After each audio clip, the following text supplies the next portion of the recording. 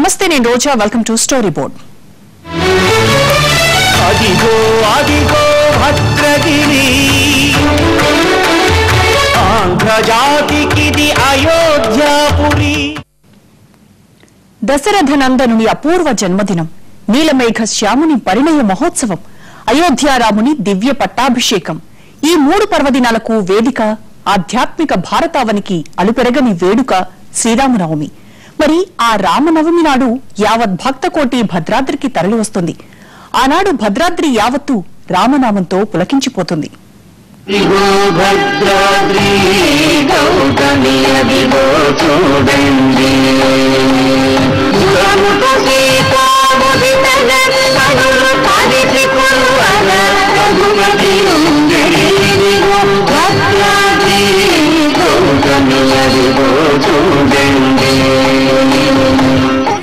శ్రీరాముడు సకల లోకాలను కాచే జగదభిరాముడు, సీతా సమేతంగా దర్శనమిచ్చే జానకీరాముడు, కోరిన కోర్కెలు తీర్చే కోదండరాముడు, దేశ ఆధ్యాత్మికతకు జవజీవన్ నింపే భద్రాద్రిరాముడు. శ్రీరాముడు వీరుడు, ధీరుడు, సూర్యుడు మాత్రమే కాదు, సారధర్మ కులోద్ధారుడు కూడా. అందుకే శ్రీహరి దశావతారాల్లో రామావతారమే గొప్పదిగా కాంతులేనింది. రామో విగ్రహవాన్ ధర్మ అన్న ఆర్యోక్తి హిందువులకు నిత్య స్మరణీయమైంది. ఆ దశరథనందుని మార్గం సదా ఆదర్శప్రాయమైంది.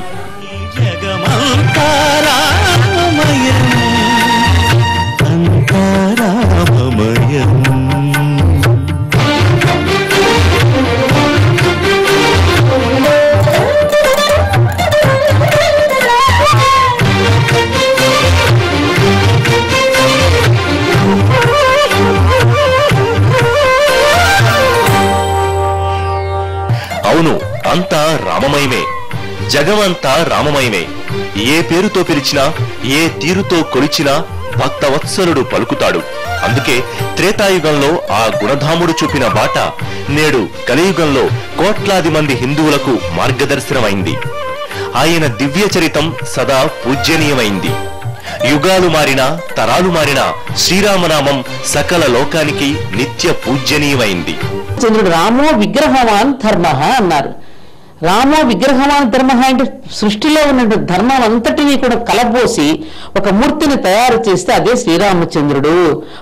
చెట్టు యొక్క తత్వం అంతా పండులో దిగి వచ్చినట్టుగా సృష్టిలో ఉన్న ధర్మతత్వం అంతా రాముడిలో దిగి వచ్చి మనకు నేర్పించింది.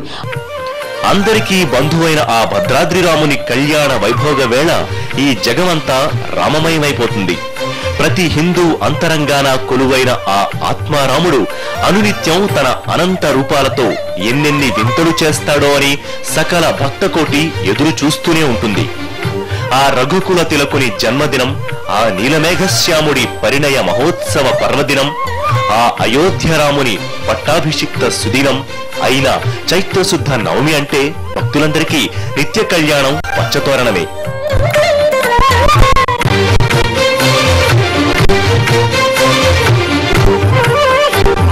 ఆ రఘోత్తముని దివ్య కళ్యాణ మహోత్సవాన్ని ఊరువాడ కనులారా తిలకించి పులకిస్తుంది. ఆ దివ్య చరితాన్ని విని సకల లోకము పావనమవుతుంది. ఆ సీతారాముని స్మరించి ఎల్ల భక్తజనం పునీతమవుతుంది. ఉత్తరాదిన అయోధ్య, దక్షిణాదిన భద్రాచలం రెండు రాముడి దివ్య చరితానికి సజీవ సాక్ష్యాలుగా భాసిల్లుతున్నాయి.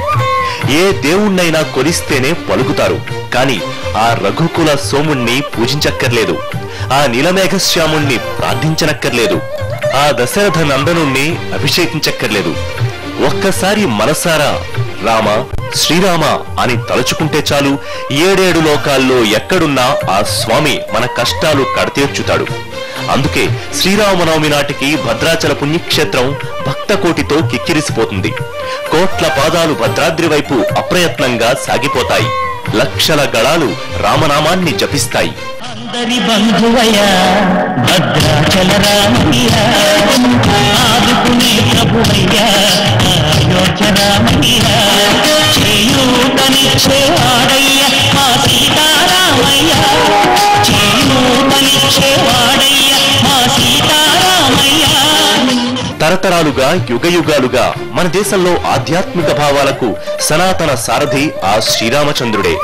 ఆయన దివ్యచరితమైన రామాయణం అపూర్వం, అద్వితీయం, ఆద్యంతం ఆదర్శప్రాయం, భారతీయ పరిపాలనకు స్ఫూర్తిదాయకం, కుటుంబ వ్యవస్థకు మూలాధారం, ప్రతి వ్యక్తికి మార్గదర్శనం, ప్రతి దంపతుల జీవితానికి నిత్య ఆదర్శప్రాయము ఆ కళ్యాణరాముని సత్య వాక్పాలనే. అందుకే ఆ సేతు హిమాచలము ఆ కోదండరాముణ్ణి గుండెల్లో పెట్టుకుని పూజిస్తుంది. శ్రీరామనవమి పర్వదినాన ఊరు వాడ ఆ దశరథి పేరు దిగదిగంతాలను చేరేలా మారుమోగుతుంది.